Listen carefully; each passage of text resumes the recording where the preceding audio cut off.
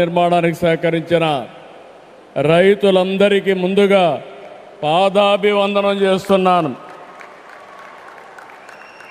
మీరు కేవలం భూములు మాత్రమే ఇవ్వలేదు, ఉత్తరాంధ్రకు బంగారు భవిష్యత్తు ఇచ్చారు. నేడు ఉత్తరాంధ్రకి ఇంటర్నేషనల్ ఎయిర్పోర్ట్ వచ్చింది. ఉత్తరాంధ్రకి అంతర్జాతీయ ఐటీ దిగ్గజం గూగుల్ వచ్చింది. ఉత్తరాంధ్రకి ప్రపంచ స్థాయి స్టీల్ కంపెనీ ఆర్సీఆర్ మిత్తల్ వచ్చింది. ఇంకా ఎన్నెన్నో. ఇవన్నీ ఎలా వచ్చాయి? ఒక్కసారి మీరు ఆలోచించుకోవాల్సిన అవసరం ఉంది.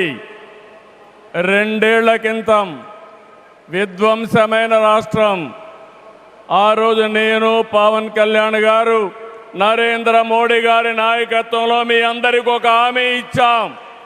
రాష్ట్రాన్ని పునర్నిర్మాణం చేస్తామన్నాం, నిలబెట్టుకున్నాం. మోడీ గారి చేతుల మీదుగా ప్రారంభించుకున్న ఎయిర్పోర్టు ఉత్తరాంధ్రకు ఒక మణిహారం. నేను అందుకే పదే పదే చెప్తున్నాను, ఉత్తరాంధ్ర కలలకు రెక్కలొచ్చాయి. ఎర్ర బస్సు రాదన్నారు, ఎయిర్ బస్సు వచ్చింది. అవహేళన చేసిన వాళ్ళు అడ్రస్ లేకుండా పోయే పరిస్థితికి వచ్చారు. ఆ రోజు ఎన్నో ఈ ప్రాంత ఆశలని, ఆకాంక్షల్ని తక్కువ చేశారు, అడ్డుపడ్డారు. అన్ని అధిగమించాం. అద్భుతమైన ఎయిర్పోర్ట్ ఈరోజు నిర్మాణం అయిందంటే ఇది ఉత్తరాంధ్రకి గర్వ కారణమని మరొకసారి విజ్ఞప్తి చేస్తున్నాను. కొత్త ఎయిర్పోర్టు మన్యం వీరుడు అల్లూరి సీతారామరాజు పేరు పెట్టుకున్నాం. పేరు తలుచుకుంటేనే గుండె ఉప్పొంగుతుంది. గిరిజనులతో కలిసి ఆయన చేసిన స్వాతంత్ర పోరాటం దేశం ఎప్పటికీ మరిచిపోదు. ఉత్తరాంధ్ర శక్తికి నిదర్శనం ఈ ఎయిర్పోర్టు. ఎందుకంటే ఈ ఎయిర్పోర్ట్ నిర్మించింది ఎవరో కాదు, ఉత్తరాంధ్ర వాసి జిఎంఆర్, ఈ ప్రాంత వాసి. ఇంకొక పక్క దీనికి తొలి అడుగు వేసిన అశోక్ గజపతి రాజు ఇక్కడి వారే. ఏవియేషన్ మంత్రిగా నిర్మాణం పూర్తి చేసే బాధ్యత తీసుకున్న రామ్మోహన్ నాయుడుది కూడా ఉత్తరాంధ్రనే. ఇది ఉత్తరాంధ్ర సత్తా అని మరొక్కసారి మీ అందరికీ విజ్ఞప్తి చేస్తున్నాను. ఈరోజు ఉత్తరాంధ్ర దశ దిశ మార్చి కీలక ప్రాజెక్టు ప్రారంభానికి వచ్చిన మోడీ గారికి మనస్ఫూర్తిగా ధన్యవాదాలు. ఈరోజు మనందరం గుర్తుపెట్టుకోవాలి, వెంటిలేటర్ పైనున్న ఆంధ్రప్రదేశ్కి ఆక్సిజన్ ఇచ్చి ఈరోజు నిలబెట్టిన వ్యక్తి నరేంద్ర మోడీ గారు.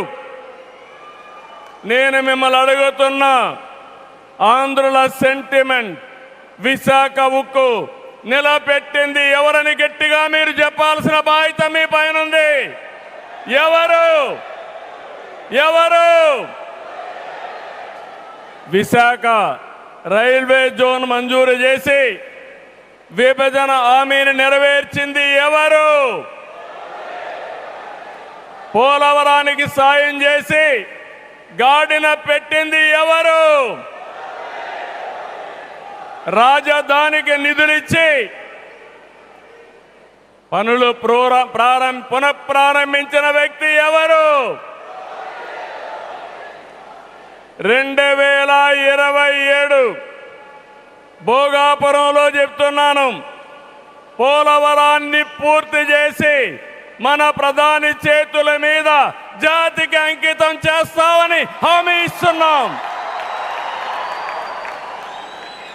2028 అమరావతి మొదటి దశ పనులన్నీ పూర్తి చేసి మన ప్రధానమంత్రి నరేంద్ర మోడీ గారి చేతుల మీదుగా ప్రారంభిస్తామని మీ అందరికీ హామీ ఇస్తున్నాను. దీనికి మనందరం థ్యాంక్స్ చెప్పాలనా లేదా అని అడుగుతున్నా. చెప్పాలనా లేదా అని అడుగుతున్నా. థ్యాంక్ యూ, థ్యాంక్ యూ, ధన్యవాదాలు, ధన్యవాదాలు. ఏఎస్ఆర్ ఎయిర్పోర్టు 2703 ఎకరాలు, 5641 కోట్ల రూపాయలు అద్భుతంగా వచ్చింది. ఎయిర్పోర్టుని ఫ్లయింగ్ ఫిష్ ఆకారంలో నిర్మించారు. మన తీర ప్రాంతాన్ని ఇది గుర్తు చేస్తుంది. అటు సముద్రం, ఇటు పచ్చని కొండల మధ్య విమాన ప్రయాణమే కొత్త అనుభూతిని తీసుకొస్తుంది. నేను చాలా విమానాశ్రయాలు చూశాను, కానీ భోగాపురం ఒక ప్రత్యేకమైన ఎయిర్పోర్ట్ అని మరొకసారి మీకు విజ్ఞప్తి చేస్తున్నా. ఎయిర్పోర్ట్లో అడుగడుగున తెలుగు కళలు, సంస్కృతి కనిపిస్తున్నాయి. తెలుగు ముగ్గులు, ఏటి కొప్పాక బొమ్మలు, కూచిపూడి నృత్యం, తోలు బొమ్మలాట, బొబ్బలి వీణ, నాదస్వరం, లేపాక్ష నంది వంటివి ప్రతిబింబించేలాగా తీర్చిదిద్దారు. విశాఖ నుంచి భోగాపురాన్ని నిర్మించే బీచ్ కారిడారు ప్రకృతి అందాలతో మరింత ఆకర్షణ తెస్తుంది. గ్లోబల్ ఏరోస్పేస్ ఏవియేషన్ హబ్కి GMR Manasa aviation university, ASIP semiconductor ప్రాజెక్టుకు శంకుస్థాపన చేసుకున్నాం. జిఎంఆర్ విఎఫ్ స్కిల్ డెవలప్మెంట్ సెంటర్కి ప్రారంభించుకున్నాం. శంషాబాద్ ఎయిర్పోర్టుతో తెలంగాణ దశ దిశ మారింది. భోగాపురం ఎయిర్పోర్టుతో ఉత్తరాంధ్ర దశ దిశ మారుతుంది.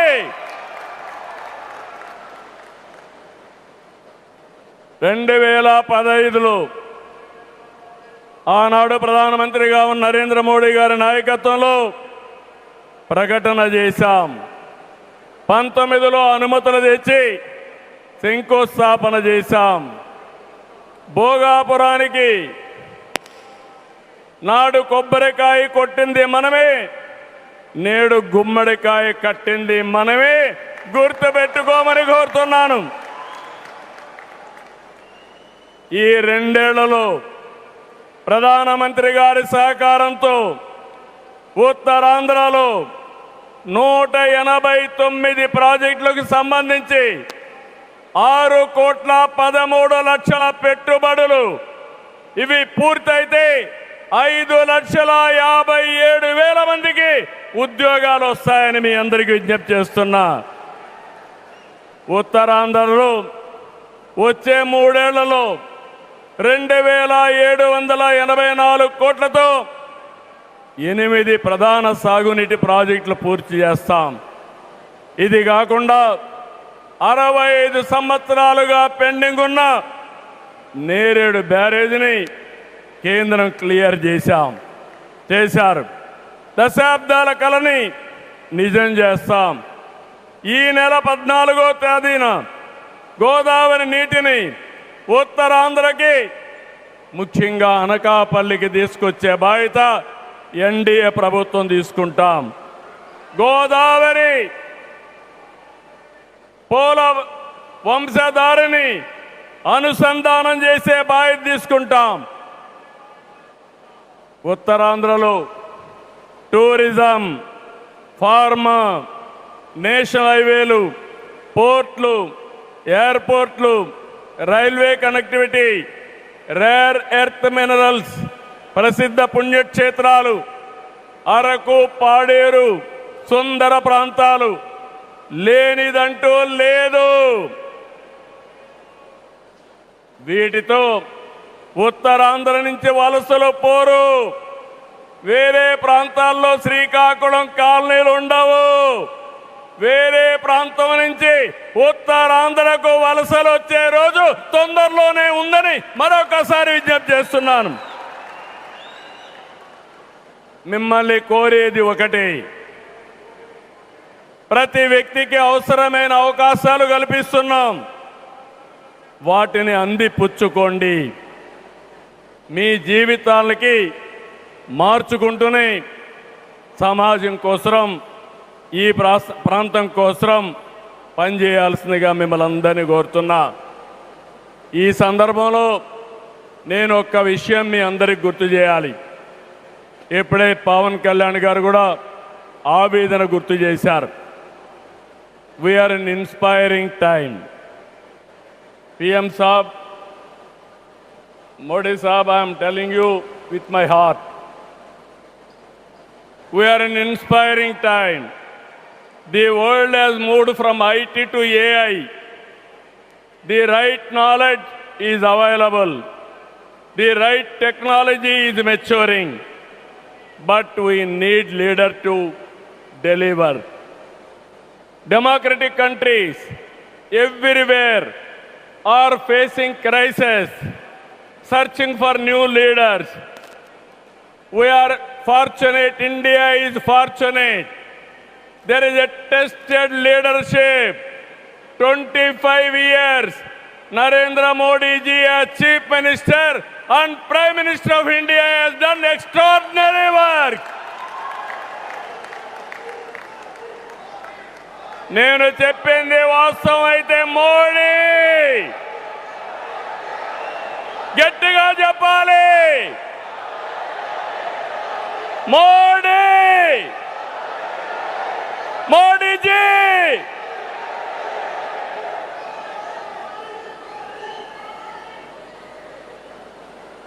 He is the only one leader in the democratic world with the knowledge, the technology and the ability to carry 144 crore people and make this nation forward.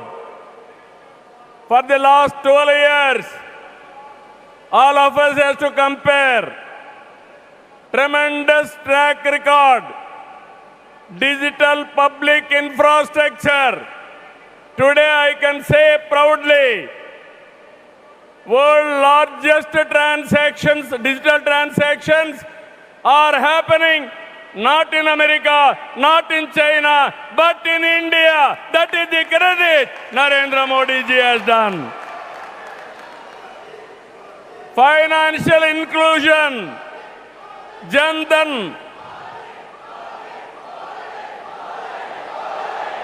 Yes, Modi. Louder. Second, financial inclusion. Ordinary man, JAM. It is a historical moment. Without corruption, any benefit is going to the last mile, that is DBT. Nowhere in the world, in India it has been established. Infrastructure, you have seen Bhogapuram, like this so many airports. National highways, I can say proudly, nowhere in the world our national highways can beat. Railways, yesterday high-speed trains are coming. And also, green hydrogen train has come in India. First time, that is what Narendra Modi ji. Ports, metros, green energy.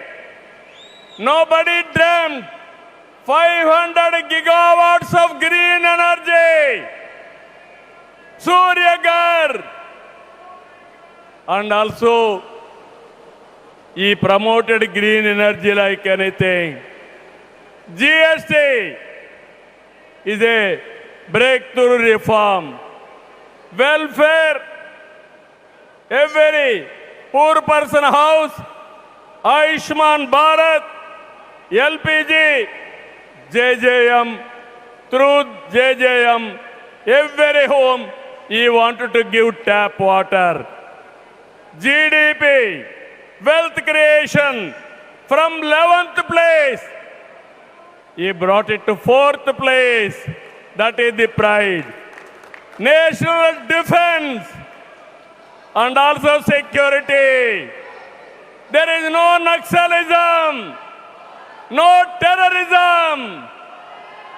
Under his leadership, we are all safe. Foreign policy, one of the best foreign policy. Every country is shocked to hear that. Space, science, technology. If we talk anything, I have seen in my past 5 decades career. 1978, I became first time MLA. 1980, I became minister. First time, I have seen a leader with clear clarity. Always, he works with a single agenda, nation first. I am asking one thing, how many leaders with dedication they have worked? In my experience, only one leader, that is Narendra Modi, has done extremely good work.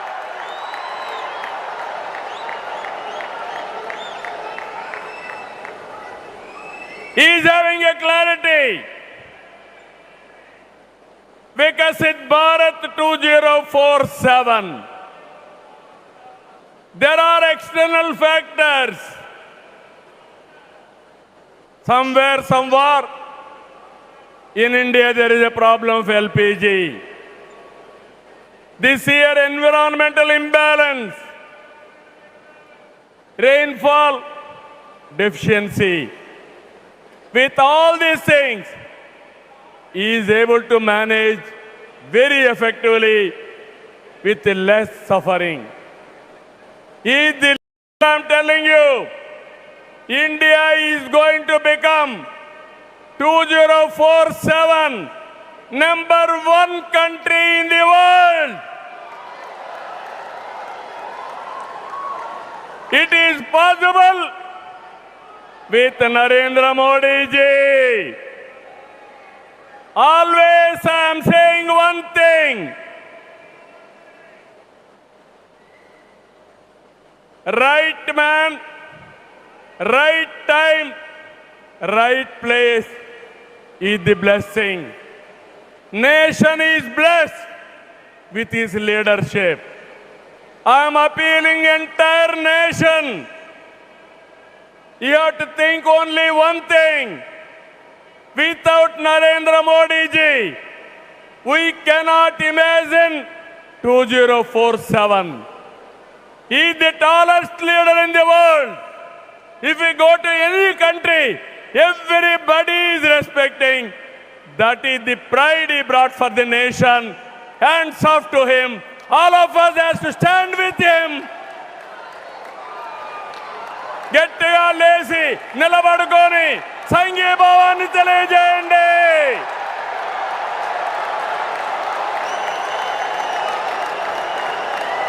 గట్టిగా.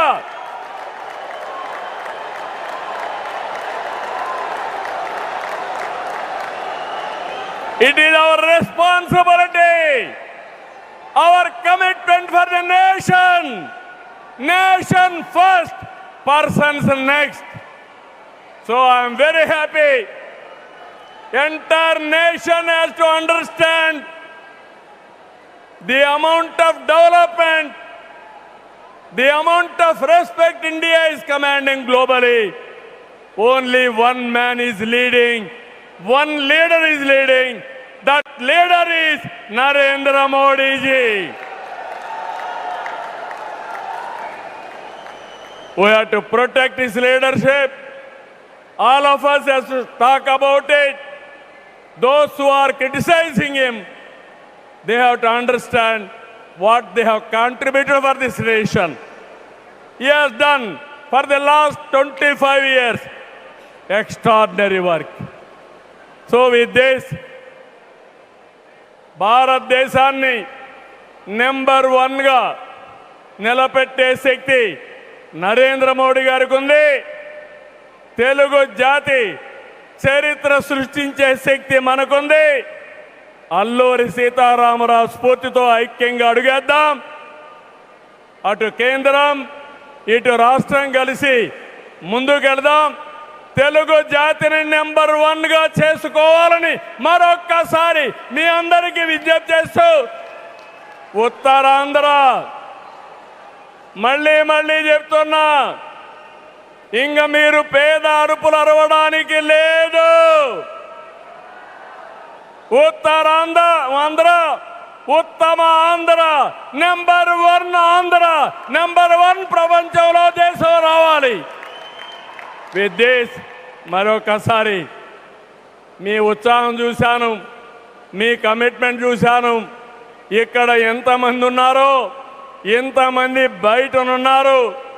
ఈరోజే మన గిరిజన పిల్లలు Dhimsa dance చేసి Guinness record తెప్పించారు, world book of records తెప్పించారు. వాళ్ళందరినీ అభినందిస్తూ మనస్ఫూర్తిగా ఈ కార్యక్రమాన్ని జయప్రదం చేసిన మిమ్మల్ని అందరినీ అభినందిస్తూ ధన్యవాదాలు తెలియజేసుకుంటూ సెలవు తీసుకుంటున్నాను.